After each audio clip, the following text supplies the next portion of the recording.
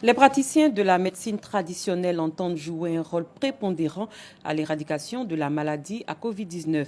Avec des plantes médicinales, ils traitent les affections opportunistes de cette pandémie et renforcent par la même occasion le système immunitaire du patient. C'est ce que nous explique Clément Beaucoup. Avec la crise sanitaire du coronavirus, les populations fréquentent de moins en moins les centres de santé.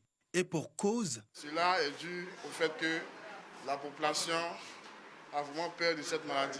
Ils se disent que s'ils viennent à l'hôpital, c'est ici que nous allons leur dire qu'ils ont le coronavirus. Conséquence, l'on assiste à une ruée vers les plantes et la médecine traditionnelle pour se soigner selon la Confédération des associations des praticiens de la médecine traditionnelle de l'Afrique de l'Ouest. Nous avons 80% de la population qui fait recours à la médecine traditionnelle.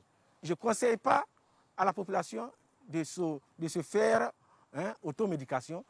Pour le naturothérapeute chercheur, tout part de la reconnaissance des plantes. C'est d'abord pour l'anémie, c'est nutritionnel et comment dirais-je, ça donne la force au système immunitaire.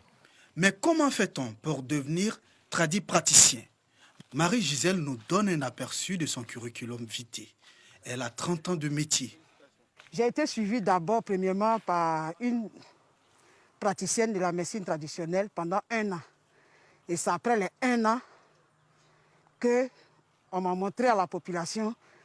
Et c'est là que j'ai commencé à soigner. Pour les praticiens de la médecine traditionnelle, leur science pourrait être une bonne alternative dans la recherche pour un remède contre la maladie à coronavirus. Les recherches sont très avancées.